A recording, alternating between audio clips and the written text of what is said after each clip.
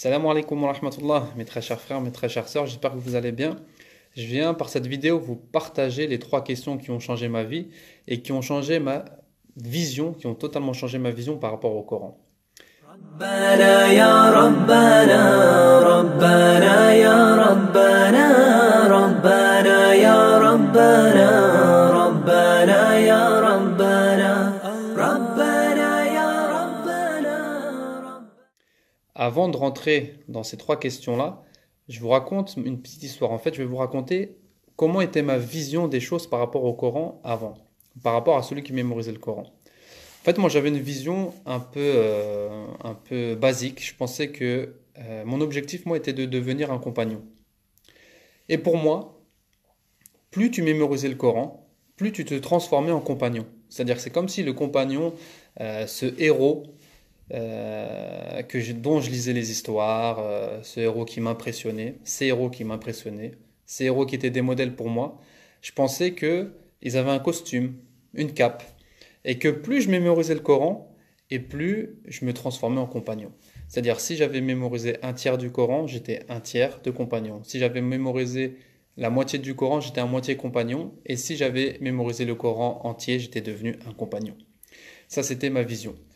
Malheureusement, en réalité, ça s'est pas passé comme ça.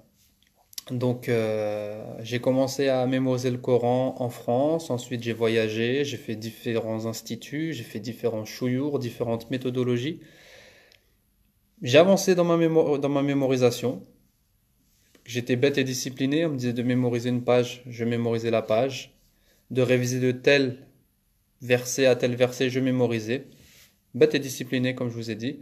Mais je ne me transformais pas pourtant en compagnon. J'avançais dans ma mémorisation, mais c'est tout. Je n'adorais pas plus Allah subhanahu wa ta'ala. Mes adorations n'étaient pas meilleures. Je ne délaissais pas certains péchés. Mon comportement ne changeait pas au quotidien. Et j'étais pas bien. Quand je suis rentré en France, j'ai enseigné le Coran. Et pareil, donc je transmettais en fait le Coran comme on me l'avait appris, c'est-à-dire mémoriser de telle page à telle page, et sans compréhension, sans méditation, sans mise en pratique. Et j'ai vu que chez mes élèves également, il n'y avait pas d'effet du Coran sur eux. Et donc ça m'a touché. Et là, j'ai dit stop. Et en parlant avec un shir, ce shir, il m'a ouvert les yeux. Jazahullahu al-khayr. Et il m'a posé trois questions.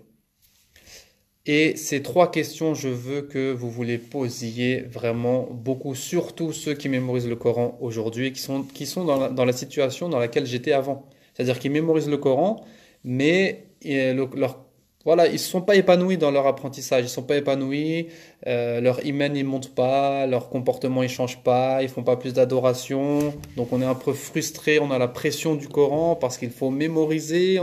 Notre cher, il attend tant de pages, il faut donc mémoriser, réviser tant de pages. Donc, je vais vous poser trois questions, moi, qui m'ont soulagé et qui m'ont fait donc revoir toute ma méthodologie et mon approche du Coran. Et c'est ce que je veux vous transmettre par rapport au projet Vivre le Coran.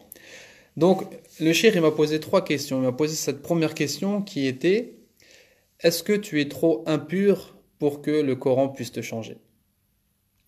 Et j'ai répondu non, parce que j'estime que le Coran a changé des gens qui étaient plus impurs que moi, ou pas impurs, mais plus loin que moi. C'est-à-dire que le Coran, il a changé quand même des gens qui tuaient des enfants, hein, qui enterraient de leurs filles vivantes. Il a changé des gens qui faisaient du shirk.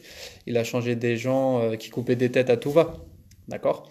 Donc j'estime que je fais des péchés, mais c'est pas à ce degré-là. Donc comme le Coran a pu changer ces personnes-là, les compagnons, le Coran peut me changer.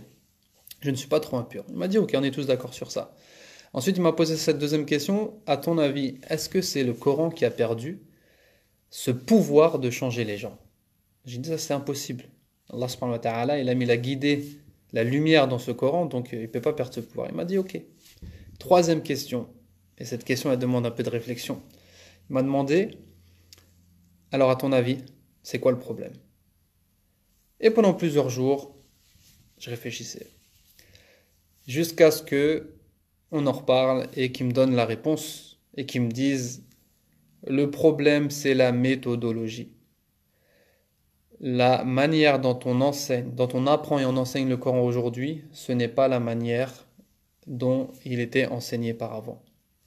Aujourd'hui, on se concentre sur les mots du Coran, qui sont le tajwid, qui sont la lecture et la mémorisation. Chose importante, mais ce n'est pas le plus important. Et lorsqu'on revient à la méthodologie prophétique, on voit que le prophète sallallahu alayhi wa sallam, il se concentrait sur l'essence du Coran, c'est-à-dire la compréhension, la méditation et la mise en pratique. Et depuis ce jour-là, donc, j'ai fait des recherches et j'ai même écrit un livre, donc le livre qui est disponible sur mon site internet, disponible gratuitement, www.vivrelecoran.fr, qui s'appelle Apprendre et enseigner le Coran comme le prophète sallallahu alayhi wa sallam, où je reviens sur la méthodologie vraiment prophétique de l'enseignement du Coran. Et on voit qu'aujourd'hui, on fait des choses qui sont parfois contraires à ce que faisait le prophète sallallahu alayhi wa sallam. Donc, si tu n'es pas épanoui dans ta méthode, dans ton apprentissage, voire dans ton enseignement du Coran, que tu ne vois pas les effets du Coran sur toi, c'est pas parce que tu es trop impur, c'est pas parce que t'es pas assez pieux, c'est pas parce que Allah il t'a pas choisi. Non, c'est pas parce que le Coran il a perdu ce pouvoir de te changer, c'est simplement parce que ta méthodologie n'est pas bonne. Donc il faut revoir cette méthodologie et c'est tout le travail que je fais, Inch'Allah, que je suis en train de faire. Et je vous annonce que j'ai une formation qui va bientôt être prête, Inch'Allah, et qui vient avec une méthodologie, je ne vais pas dire nouvelle, mais simplement qui vient revivifier la méthodologie prophétique dans l'apprentissage et l'enseignement du Coran. Voilà, c'est tout pour aujourd'hui. J'espère que ces trois questions elles vont vous être utiles, car moi, elles ont changé carrément ma relation avec le Coran. Maintenant, je ne mémorise plus quelque chose que je ne comprends pas. Je ne mémorise plus quelque chose que je ne médite pas et que je ne mets pas en pratique. D'accord? Pour moi, c'est la bonne méthode. C'est la méthode du prophète sallallahu alayhi wa sallam. Je vous laisse et puis à très bientôt pour une nouvelle vidéo. Wallahu ta'ala a'la wa a'lam. Subhanakallahumma wa bihamdik. Ashhadu an la ilaha illa ant. Astaghfiruka wa atubu ilayk. Assalamu alaikum.